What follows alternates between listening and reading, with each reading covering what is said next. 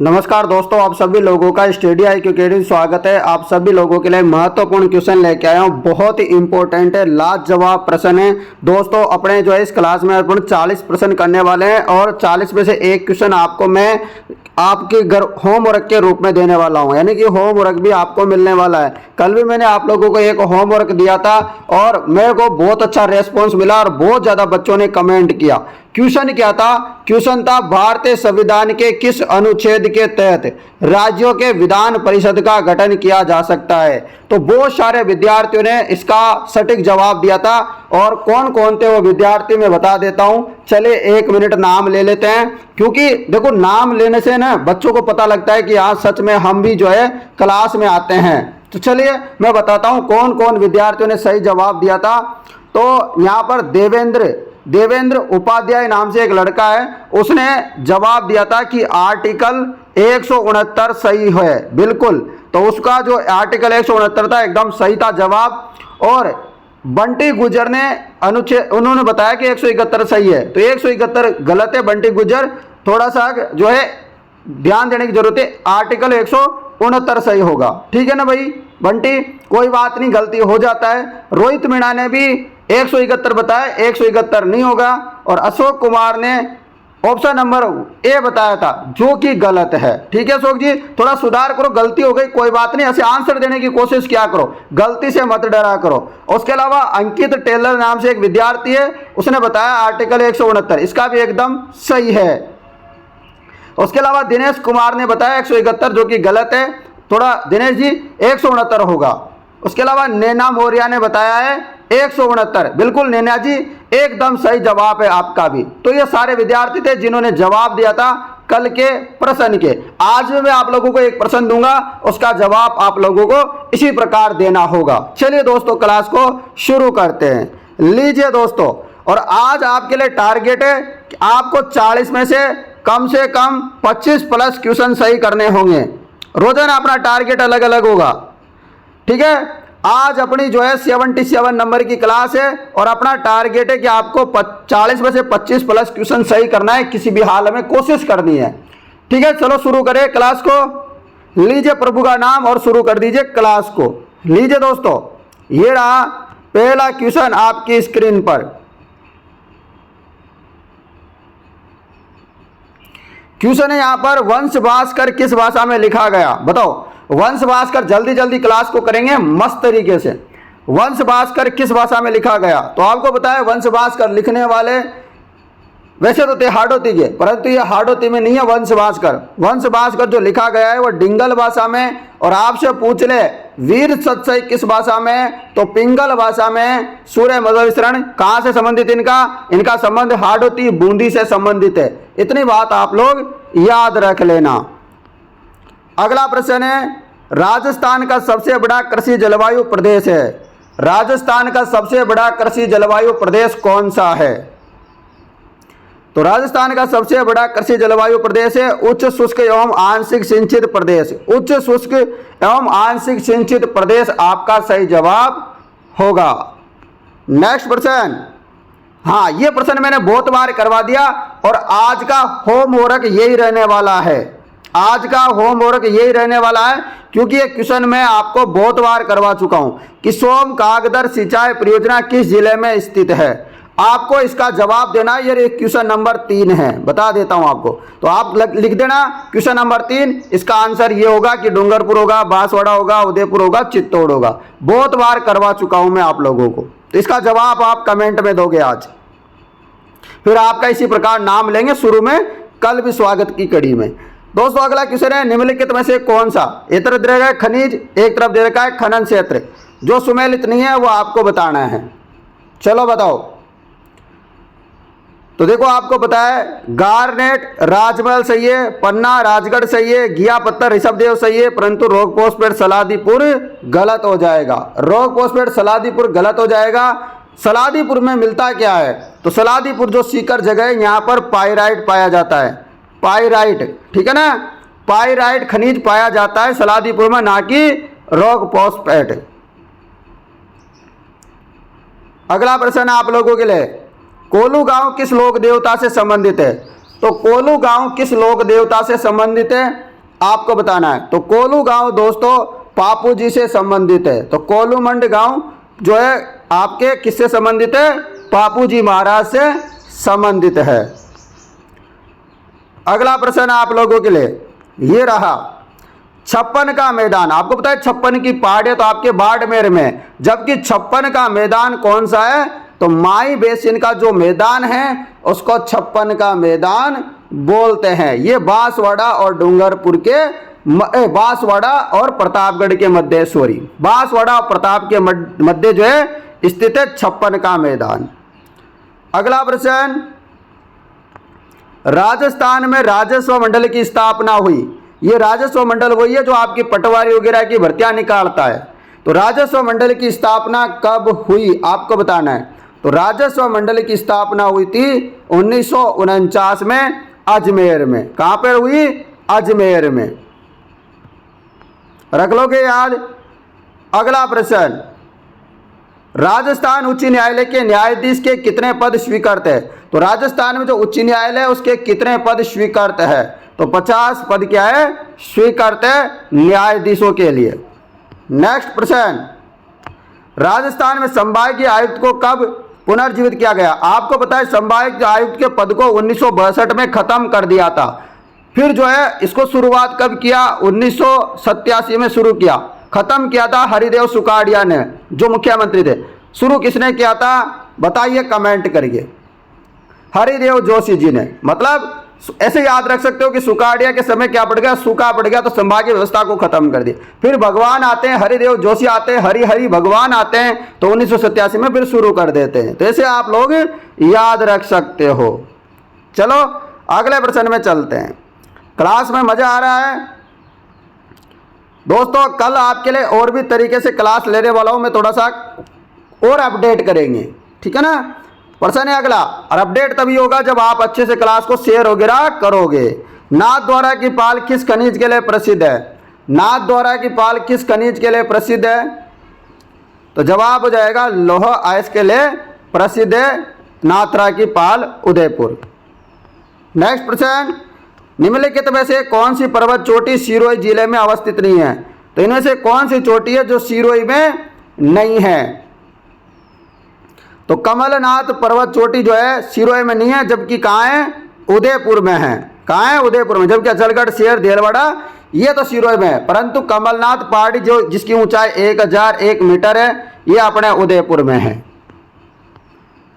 अगला प्रश्न, oxyzone park कहाँ विकसित किया गया है। आपको बताना है कि ऑक्सीजोन पार्क कहाँ पर स्थापित किया गया है। तो आपको पता है कोटा में ऑक्सीजोन पार्क स्थापित किया गया है। यहाँ चंबल गार्डन भी है। नेक्स्ट प्रश्न, लोक नाट्यकार नानूराम किस ख्याल के प्रवर्तक माने जाते हैं।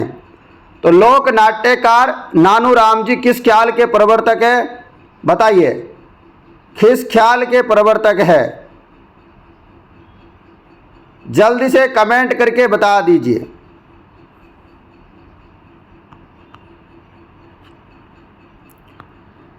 सभी का जवाब बहुत बढ़िया आ रहा है, शेखावटी ख्याल के। क्या हो जाएगा, शेखावटी ख्याल सही जवाब हो जाएगा। अगला प्रश्न आप लोगों के लिए, इस प्रश्न का क्या जवाब होगा बताइए। राजस्थान की किस रियासत ने ब्लू पोट्री को संरक्षण दिया। तो ब्लू पोट्री का नाम याद आते ही दोस्तों आपको दिखते ही आपको यह कि याद रखना है कि ब्लू पोट्री को जो संरक्षण दिया था वो जयपुर रियासत ने दिया था। किसने, जयपुर रियासत ने। और ये किसके काल में जयपुर आई थी, तो जयपुर के राजा हुआ करते थे राम सिंह सेकंड के काल में ये जो है जयपुर आई थी। आप लोगों को याद रखना है। ब्लैक पोट्री आ जाए तो आपको कोटा का नाम याद रखना है। अगला प्रश्न आपके लिए, राजपूत पेंटिंग शीर्षक नाम से 1916 में किसने पुस्तक लिखी। तो राजपूत पेंटिंग के नाम से जो पुस्तक लिखी थी वह किसके द्वारा लिखी गई। तो आपको पता है राजपूत पेंटिंग के नाम से जो पुस्तक लिखी थी वो लिखी थी आनंद कुमार स्वामी ने 1916 में। अगला प्रश्न आपके लिए, राजस्थान के इतिहास में हिंदूपति वगैरह नहीं, हिंदूपत किस शासक को कहा जाता है। तो हिंदूपत किस शासक को कहा जाता है बताइए। तो हिंदू पद कहा जाता है मित्रों महाराणा सांगा जी को। जबकि आपने नाम सुना होगा हिंदू सूर्य, तो हिंदू सूर्य कहा जाता है बप्पा रावल को। और आपने नाम सुना होगा हिंदुआ सूरज, तो हिंदुआ सूरज महाराणा प्रताप को। तो दोनों तीनों चीजें याद रखना, हिंदू सूर्य पूछे तो बप्पा रावल, हिंदू पद पूछे तो राणा सांगा, हिंदुआ सूरज पूछे तो महाराणा प्रताप। रख लोगे याद। अगला प्रश्न ये रहा, अलवर क्षेत्र की लोक देवी के रूप में मान्यता प्राप्त है। तो अलवर क्षेत्र में कौन सी माता को जो है लोक मान्यता प्राप्त है, बताइए। तो वो जाएगा जवाब जिलानी माता। तो जिलानी माता का मंदिर कहाँ है, अलवर में है।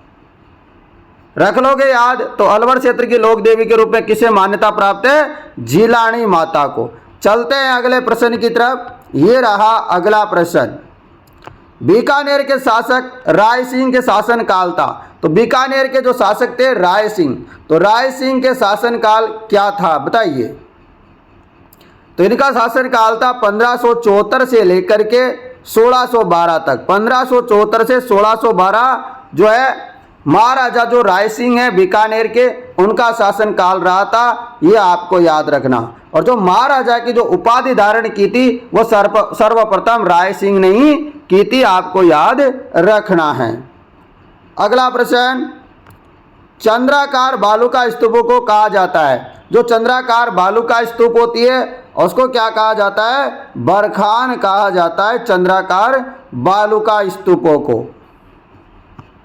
नेक्स्ट प्रश्न आप लोगों के लिए, राजस्थान में जिला आयोजना समिति के अध्यक्ष कौन होता है। तो राजस्थान में जिला आयोजना समिति के अध्यक्ष कौन होते हैं, बताइए। तो जिला प्रमुख होते हैं। तो जिला आयोजना समिति के अध्यक्ष कौन होते हैं, जिला प्रमुख होते हैं। जिला कलेक्टर मत कर देना। अगला प्रश्न है, राजस्थान में पहला बायोलॉजिकल पार्क कहाँ स्थापित किया गया था। तो राजस्थान में पहला बायोलॉजिकल पार्क जयपुर में नहीं, जब कहाँ किया गया था, उदयपुर में किया गया था, सज्जनगढ़ उदयपुर। रख लोगे याद। अगला प्रश्न आप लोगों के लिए ये रहा दोस्तों। अगला प्रश्न, राजस्थान की किस नदी को रुंडित नदी कहा जाता है। राजस्थान की किस नदी को रुंडित नदी कहा जाता है। तो रुंडित नदी कहा जाता है बाणगंगा को। किसको कहा जाता है, बाणगंगा नदी को रुंडित नदी कहा जाता है। नेक्स्ट क्वेश्चन, कौन सा सही सुमेलित नहीं है, कौन सा गलत है। और जो मैंने आज आपसे क्वेश्चन पूछा था उसका जवाब जरूर देना। और जिन विद्यार्थियों को 4th क्लास की टेस्ट सीरीज लेनी जल्दी ले लेना, क्योंकि टेस्ट सीरीज में अब जबरदस्त काम शुरू हो चुका है, ठीक है ना। चलिए बताओ, सही सुमेलित नहीं आपको बताया, पहाड़ों की नगरी डूंगरपुर को कहते हैं, राजस्थान का प्रवेश द्वार भरतपुर को कहते हैं, वस्त्र नदी यानी टेक्सटाइल सिटी भीलवाड़ा को, पूर्व का पेरिस उदयपुर को नहीं कहते, पूर्व का वेनिस कहते हैं उदयपुर को, पेरिस नहीं, क्या कहते हैं उदयपुर को, वेनिस कहते हैं, पूर्व का वेनिस। आप लोगों को याद रखना है, ये रख लोगे। जबकि पूर्व का पेरिस की बात करें तो वो जयपुर को कहते हैं पूर्व का पेरिस, जबकि पूर्व का वेनिस उदयपुर को। आकलवुड फॉसिल पार्क कहाँ स्थित है। आकलवुड फॉसिल पार्क कहाँ है। तो आकलवुड फॉसिल पार्क अपना कहाँ है, जैसलमेर में, मरु राष्ट्रीय उद्यान में। रख लोगे याद। अगला प्रश्न आप लोगों के लिए, निम्नलिखित में से कौन सा साहित्य कृति दे रखा है, लेखक दे रखा है, जो गलत है वो आपको बताना है। बताओ, प्रबंध चिंतामणि किसकी रचना है, मेरुतुंग की। राजवल्लभ रचना किसकी है, मंडन की। पार्श्वनाथ चरित्र किसकी रचना है, श्रीधर की। प्रबंध कोश रचना चंद्रशेखर जी की है क्या, नहीं, किसकी है, राजशेखर की। किसकी है, राजशेखर की, चंद्रशेखर की रचना नहीं है प्रबंध कोश। कंफ्यूजन करने के लिए शेखर पीछे लगा दिया, बस राज की जगह चंद्र लिख दिया और गड़बड़ करवा दिया आपसे, ऐसे होता है ना। तो इन बातों पे भी, छोटी छोटी बातों पे थोड़ा ध्यान दिया करो। अगला प्रश्न, कोकिल देव ने आमेर को कछवा राजवंश कब बनाया। बताना है आपको कि कोकिल देव ने आमेर को कछवा राजवंश कब बनाया। तो कब बनाया था, 1207 में बनाया था। अगला प्रश्न, सूफी संत मीठे शाह की दरगाह निम्न में से किस दुर्ग में स्थित है। सूफी संत, बताना है आपको, मीठे शाह की दरगाह कहाँ पे स्थित है? कौन से किस दुर्ग में स्थित है बताइए? तो जवाब हो जाएगा आप लोगों के लिए गागरोन। संत मीठे शाह की दरगाह गागरोन के दुर्ग में स्थित है। अगला प्रश्न, राजस्थान में केशवराय पाटन स्थित प्रसिद्ध हिंदू केशव मंदिर किस देवता को समर्पित है? यह हमारे घर के पास में ही है भाई, केशवराय पाटन में प्रसिद्ध है हिंदू केशव मंदिर किस देवता को समर्पित है? दूसरा, कभी कभी ऐसा क्वेश्चन आ जाए भविष्य में तो याद रखना, कौन सी नदी के किनारे है? तो आपको नदी का नाम याद रखना है, चंबल नदी। रख लोगे? बताओ तो अब आंसर। आंसर हो जाएगा भगवान विष्णु को समर्पित है यह मंदिर, आप लोगों को याद रखना है। चलिएगा अगला प्रश्न, चित्रकार अली रज्जा हामिद रुकनुद्दीन रामलाल किस चित्रकला शैली से संबंधित है? तो ये इनका संबंध है बीकानेर चित्रकला से संबंधित। अगला प्रश्न आप लोगों के लिए, जहूर खा किस लोकवाद्य यंत्र से संबंधित है? जहूर खा का संबंध आपको बताना है, जहूर खा मेवाती। तो जहूर खा मेवाती का संबंध है बपंग वाद्य यंत्र से, मेवात क्षेत्र से संबंधित है ये। नेक्स्ट प्रश्न, राजस्थान में पर्यटकों का एक प्रमुख आकर्षण पोदार की हवेली जो स्थित है। तो राजस्थान में जो पोदार की हवेली है, ये पोदार की हवेली है कहाँ पर? तो पोदार की हवेली आपके नवलगढ़ में है। कहाँ पे है? नवलगढ़ में स्थित है पोदार की हवेली। रख लोगे याद? सभी विद्यार्थियों को याद रखना है कि पोदार की हवेली कहाँ है? नवलगढ़ में। अगला प्रश्न आपके लिए, दुर्गादास राठौड़ ने मारवाड़ के किस शासक को गद्दी पर बिठाने में सहयोग दिया? तो जवाब हो जाएगा दुर्गादास राठौड़ ने मारवाड़ यानी कि जोधपुर में किस शासक को गद्दी पर बिठाने पर सहयोग किया था? तो अजीत सिंह। और अजीत सिंह को एक और कहा जाता है कान का कच्चा। क्या कहा जाता है? कान का कच्चा कहा जाता है, आपको याद रखना है। और वीर दुर्गादास राठौड़ को कहा जाता है मारवाड़ का उद्धारक, मारवाड़ का रक्षक, मारवाड़ की गेरी बाल्टी और राठौड़ों का यूलिसेज। ये किसने कहा था? जेम्स टोड ने, गोड़ीवाले बाबा ने। अगला प्रश्न, राजस्थान की बहुरूपिया कला प्रसिद्ध दिलाने वाले को श्रेय दिया जाता है। आपको पता है इनको पद्मश्री पुरस्कार भी मिला है। इनका संबंध दोस्तों भीलवाड़ा से है और इनका नाम है जानकी लाल भांड। क्या नाम है? जानकी लाल भांड। रख लोगे याद? अगला प्रश्न, इतिहास में दोस्तों एक लड़ाई हुई थी और उसके बारे में इतिहासकार जीएच ओझा के अनुसार बताते हैं कि मतीरे की राड़ नामक युद्ध कब लड़ा गया। तो जीएच ओझा क्या बताते हैं मतीरे की राड़ की युद्ध की तिथि बताओ? इनके अनुसार मतीरे की राड़ की युद्ध कब हुआ था? 1644 में यह युद्ध हुआ था अमर सिंह राठौड़ और महाराजा करण सिंह के मध्य, सीलवा गांव और जाखड़िया गांव को लेकर के। अगला प्रश्न, पश्चिमी रेतीले मैदान का पूर्व सीमा निर्धारित होती है। पश्चिमी जो रेतीला मैदान है उसकी पूर्व सीमा निर्धारित होती है 50 सेंटीमीटर रेखा। और आपसे क्वेश्चन पूछ ले कि जो पश्चिमी राजस्थान है उसमें जो मरुस्थल को दो भागों में बांटती है उस रेखा का क्या नाम है? तो उसका नाम है 25 सेंटीमीटर वर्षा रेखा। अगला प्रश्न, राजस्थान का राज्य वृक्ष आपको बताया क्या है? खेजड़ी। खेजड़ी ऑप्शन में नहीं है भाई। आप बताओ, आप पड़ गए चक्कर में, है ना? तो आपको उनके वैज्ञानिक नाम भी याद रखने हैं। तो कभी वैज्ञानिक नाम याद आ गए तो दिक्कत हो जाएगी। तो नाम याद रखो, प्रोसोपिस सिनेरिया। खेजड़ी का वैज्ञानिक नाम क्या है? प्रोसोपिस सिनेरिया। अगला प्रश्न, राज प्रशस्ति का काल था, यानी कि राज प्रशस्ति की रचना कब की गई? क्या काल था आपको बताना है। बताओ फटाफट। राज प्रशस्ति का काल 1676 आपका सही जवाब हो जाएगा। राज प्रशस्ति का काल 1676। नेक्स्ट प्रश्न, राजस्थान विधानसभा की सदस्य संख्या 200 किस वर्ष हुई? आपको पता है, ये भी याद रखना है कौन सी विधानसभा में हुई? छठी विधानसभा में हुई। कब हुई? 1977 में हुई। कब? 1977 में हुई थी छठी विधानसभा में। रख लोगे याद? तो रख लीजिएगा। अगला प्रश्न, राजस्थान लोक सेवा गारंटी अधिनियम 2011 राज्य में लागू हुआ। तो कब लागू हुआ था दोस्तों ये? तो ये लागू हुआ था 14 नवंबर 2011 के महीने। 14 नवंबर 2011 को लागू हुआ था। उस समय इसमें कितने विभाग थे? 15 विभाग थे और 108 सेवाएं थी, अभी बढ़ा दी है और बढ़ा के कितनी कर दी, 27 तो विभाग कर दिए और 287 सेवा कर दी अब बढ़ा करके। ठीक है ना, रख लेना ये भी याद, क्वेश्चन आता है यहाँ से भी आया हुआ है तभी बता रहा हूँ। प्रश्न है अगला आपके लिए, ओसिया के मंदिर समूह किस वंश की देन है? जो ओसिया के मंदिर है जोधपुर में, ये किस वंश की देन है, किस समूह की देन है, आपको बताना है। तो आपको याद रखना है ये गुर्जर प्रतिहारों के जो है मंदिर है, गुर्जर प्रतिहार कालीन मंदिर है, आपको याद रखना है ओसिया के मंदिर। तो दोस्तों मैंने आपको पूरे 39 प्रश्न करवाए, 40 नहीं करवाए, 39 करवाए।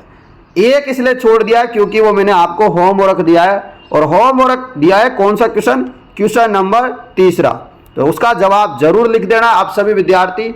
और जिन विद्यार्थियों को 4th क्लास की टेस्ट सीरीज लेनी है, डिस्क्रिप्शन में ऐप का लिंक है, उसके माध्यम से आप ले सकते हो। साथ में यदि आपको वहाँ समझ में नहीं आता है तो आप मेरे को संपर्क भी कर सकते हो 80 58 59 87 08, ये मेरे मोबाइल नंबर है, आप इस पर कॉल भी कर सकते हो, व्हाट्सएप मैसेज भी कर सकते हो। ठीक है ना, तो आप अपनी प्यारी सी बात मेरे तक पहुंचा सकते हो कोई भी समस्या आती है तो। ठीक है मित्रों, तो आप इस वीडियो को ज़्यादा से ज़्यादा शेयर करें और अपना फीडबैक जरूर दें कि आपको क्लास कैसी लगी। धन्यवाद मित्रों, जय हिंद दोस्तों।